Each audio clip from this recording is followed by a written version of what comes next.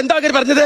എന്റെ മോളെ ഇവൻ ബംഗാളികൾക്ക് ഫുഡ് ആൻഡ് അക്കോമഡേഷൻ കൊടുക്കാൻ പോണെന്ന്. Food and accommodation.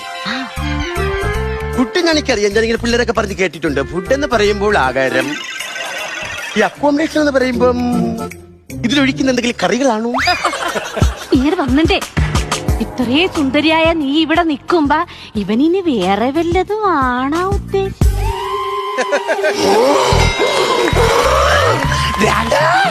ഞാൻ കോളേജിൽ പഠിക്കുന്ന സമയത്ത് റോഡുകളിലൂടെ നടന്നു പോകുമ്പോ ചെറുപ്പക്കാരന്റെ മുഖത്ത് നോക്കും, പക്ഷെ നോ അക്കോമഡേഷൻ. ഞാൻ ബസ്സിൽ കയറി യാത്ര ചെയ്യും, കണ്ടക്ടർ കാണും, ഡ്രൈവർ കാണും, പക്ഷെ നോ അക്കോമഡേഷൻ.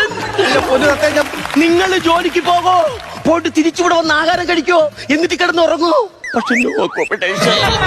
എന്റെ കുടുംബത്തില് എന്റെ അച്ഛനുണ്ട്, എന്റെ ആങ്ങളമാരുണ്ട്, എല്ലാവരും ജോലിക്ക് പോകും, തിരിച്ചു വരും, പക്ഷേ നോ അക്കോമഡേഷൻ. എന്നിട്ട് ഇവന്മാരെല്ലാം ജോലിക്ക് പോയിട്ട് വന്നിട്ട് കാട്ടിലാണ് കിടന്നുറങ്ങുന്നത്. മനസ്സിലായില്ല? എടി അക്കോമഡേഷൻ എന്ന് പറഞ്ഞാൽ താമസ സൗകര്യം ഒരുക്കുന്നതാണ്. My mistake, my mistake. വേറെ എന്തും സഹിക്കാം.